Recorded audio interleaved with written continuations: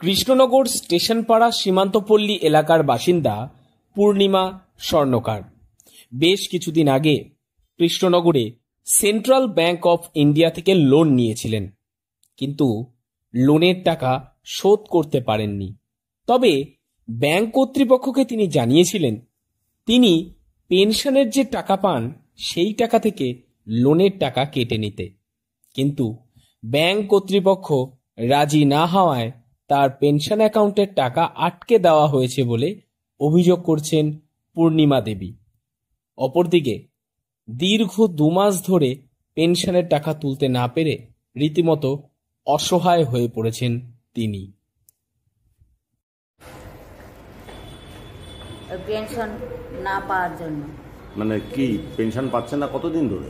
2 মাস ধরে। কি কারণে?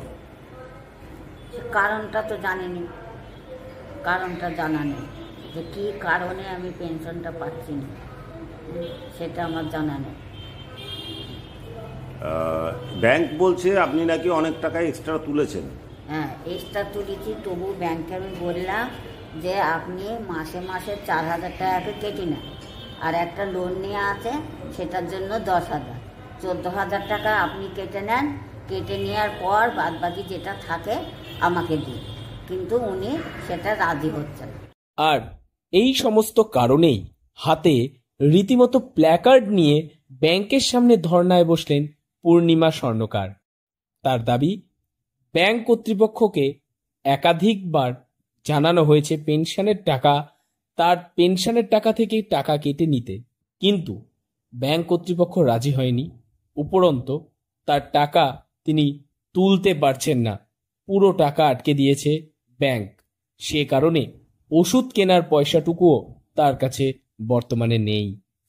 উনি বলছেন যে ওই যে লোনটা মানে বেশিটা এসছে ওটা 4 মাসে উনি সব টাকা কাটবেন, তারপরে আমাকে পেনশন চাইছে। তার মানে 4 মাস। এটা কবে বলেছে আপনাকে? এটা তাও 1 সপ্তাহ হয়ে গেল। 1 সপ্তাহ হয়ে গেল। বলছে আপনার ওই 90,000 টাকা শোধ হবে 4 মাসে, তারপরে আমাকে পেনশন আবার ওই 10,000 টাকা কেটে নিই, যেটা পাবো আমি 14,500, আর যেটা আবার 300 টাকা বেরিয়েছে ওইটাও হয়তো দেবে 800।